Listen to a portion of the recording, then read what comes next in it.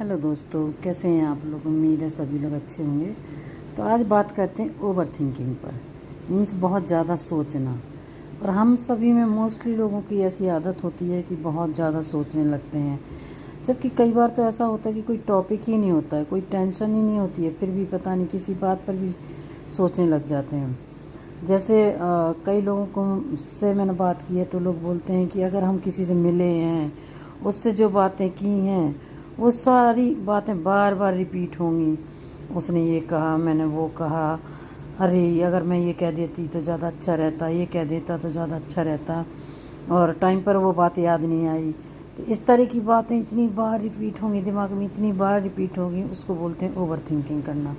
और कई बार ऐसा भी होता है किसी किसी को भी बहुत किसी चीज़ की टेंशन लग जाए तो उसके बारे में बार बार सोचना कि ऐसा करेंगे तो शायद ज़्यादा ठीक रहेगा, वैसा करेंगे तो ज़्यादा ठीक रहेगा। और जितने ज़्यादा सोचते जाएंगे डिसीजन लेने में बहुत बहुत ज़्यादा मुश्किल होती जाती हैं। तो इसलिए ऐसी कंडीशन में क्या करना चाहिए जब बहुत ज़्यादा दिमाग चलने लगता है। और कई बार तो ऐसा होता है कि हम सोचते सोचते रात भर निकल जाती है और रात रात भर नींद नहीं आती है।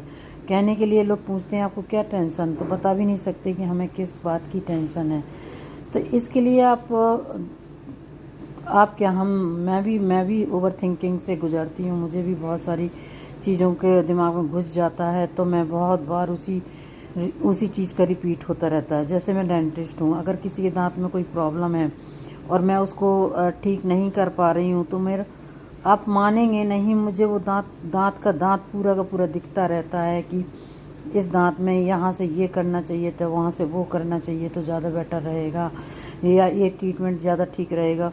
मतलब पता चलता है कि मैं रात रात भर सिर्फ वो टीथ ही मुझे दिखता रहता है। तो इसको बोलते हैं ओवर थिंकिंग। इसका कोई रिजल्ट नहीं आता है, लेकिन इतने ज़्यादा सोचते हैं और ज़्यादा कन्फ्यूजन में आ जाते हैं और ज़्यादा टेंशन में आ जाते हैं।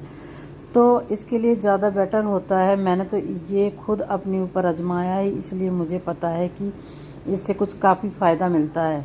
जैसे हमारे दिमाग में कोई भी चीज़ चल रही है तो हमें उसको रोकना नहीं है कि दिमाग को बोलें कि नहीं नहीं रुक जाओ, स्टॉप, यहाँ इसके बाद नहीं सोचना है। ऐसा तो हो ही नहीं सकता।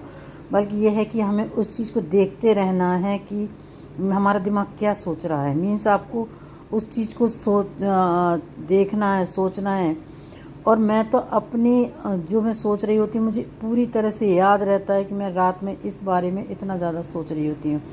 कई लोगों को तो याद भी नहीं रहता कि हम किस चीज़ में इतने ज़्यादा सोच रहे थे, किस बात के लिए सोच रहे थे।